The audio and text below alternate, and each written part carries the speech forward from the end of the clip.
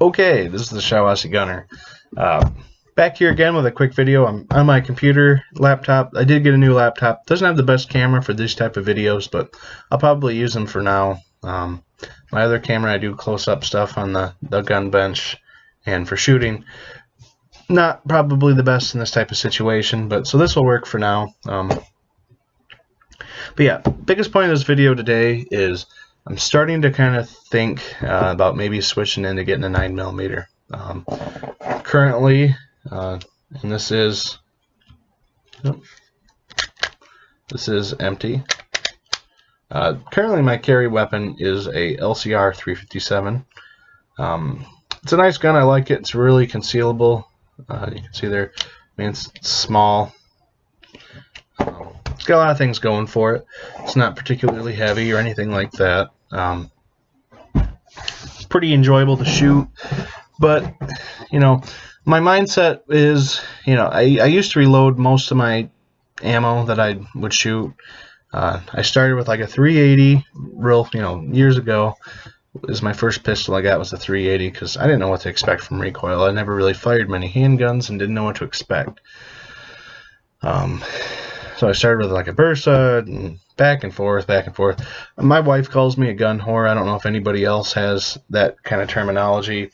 So I'll get bored with the gun. I've had this for 2 years, and I am starting to get bored with it, and my needs are starting to kind of change a little bit. I don't do as much inside the waistband carry as I probably do just set, and I'll toss this in my truck console. It's like I might as well have something a little bit more prepared, better, useful as far as that goes. I mean, this is no slouch, let me just say that. But yeah, I mean, 15 rounds in a 9mm compact would probably be a pretty good option. So I've kind of bounced around some different ideas. Like I said, it's mainly because 9mm is just cheap, easy to get. I know why a lot of people get it. I was always hesitant. I never really owned one. I've shot my brothers, and he's had them, and he's enjoyed them. But so this would be my first foray into 9mm. I've always had, different calibers, and I always kind of thought, strange calibers would be cool. And it's fine as long as you reload. But once you start losing time to reload, with family and everything like that and work, it's just like you can't. There's not enough time in the world. So if I can go to Wally World and buy a couple boxes of 9mm and not really have any issues getting the ammo and going out to shoot, and I can spend more time shooting and less time making my ammo.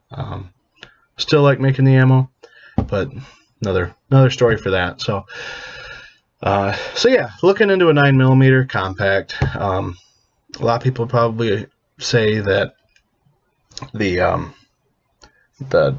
Glock 19 would probably be the top choice. I've looked at the Gen 5s, and I gotta tell you, I mean, yeah, they're all fine and dandy. I do like how the grip is flat, but I don't like that huge mag cutout. I know it has a purpose, but I thought the whole point was so you could stick your thumb into the back of the Glock and pull down. I don't really understand why you needed that. And in a compact, it takes so much of the grip out that it's just aesthetically not really the most pleasing.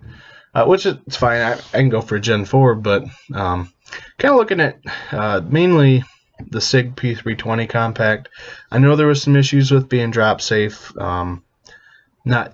SIG passed all the, I'm not going to feed a bunch of conspiracy crap, but SIG passed all the recommendations and requirements for U.S. firearms. It's just there's certain angles that when it landed, it would have a negligent discharge out to the world. So that's just one of them things. I mean, I'm sure if you go back and you test many other guns, there's a good possibility that certain circumstances would cause it to fire. So, but they're all updated. I've seen a few different ones in the gun stores, and so far what I've seen, they've all been updated to the new. They have a disconnector in them and everything like that, and a smaller, skinnier trigger. But yeah, so that's kind of my top running. The Glock 19. I did look at the Smith & Wesson compact. new one, for the Mod 2, not Mod 2, 2.0. They all got different terms. And you know, I like it. A lot of people are going to be arguing that, you know, you like all the extra grip texture and stuff. I really don't. I mean, I got pretty big hands. I mean, compared to this LCR, I got decent sized hands here. And I've never really had a problem with any kind of grip on a gun. I mean, it could be completely smooth. I mean, as long as there's a little texture and some on the front strap and some on the back strap, I'd be fine with whatever gun it is, really. I don't really see the point of having all that grip on the side. I mean, I guess, I don't know, I'm not like a competition shooter. I don't try to get everything I can out of a gun.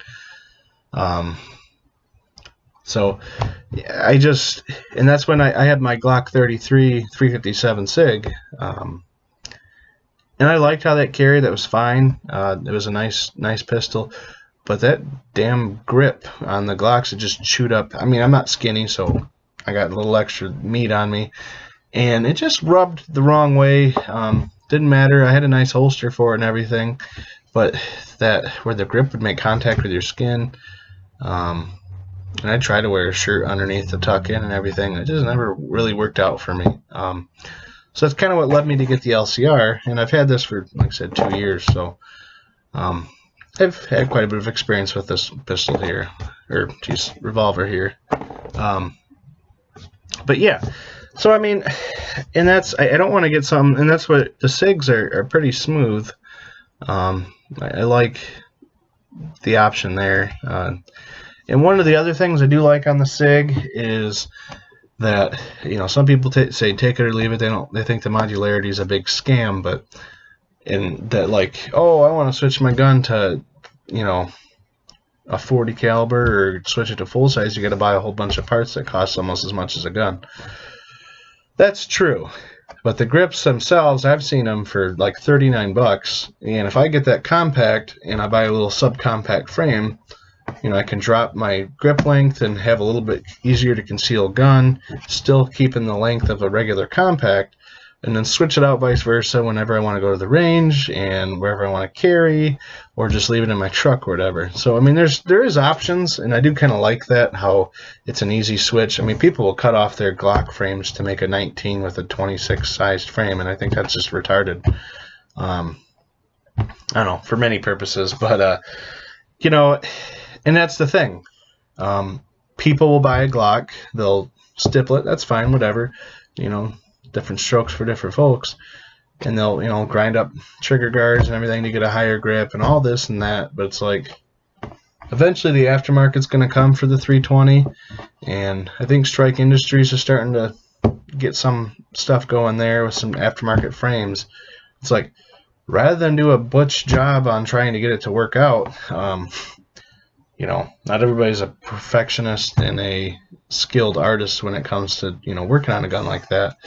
But you could just buy a new frame, pop it on, boom, you got everything you need. You don't really need to, it's going to be a cheaper option for one, hopefully. I mean, I would think, I mean, it's still a plastic frame, so if SIG's charging $39, if an aftermarket company, I would hope it'd be, you know, not $200 or something. It shouldn't cost that much.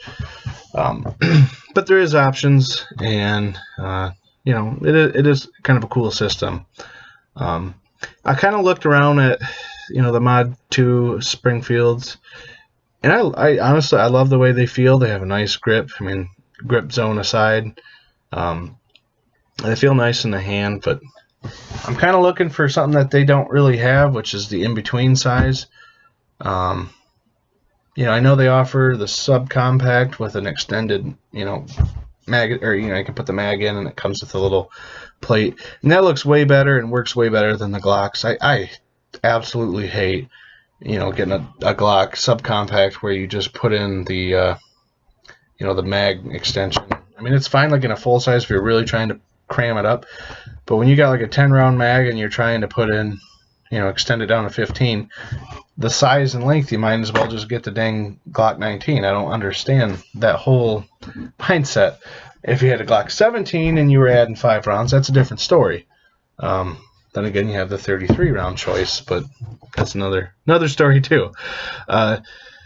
So, you know, Springfield, they did it right, but I always think their barrel's like 3 inches. It's a little short for me, because I kind of would like a little bit of extra sight radius as well. I think like that quintessential Glock 19 size doesn't have to be, you know, it could be the CZ P10. I haven't seen any of them yet in person. They look like a pretty nice, I hear they have nice triggers and everything. But, you know, there's so many different options, and it's like I'm bouncing around. If you guys have any ideas or recommendations, be sure to post them below.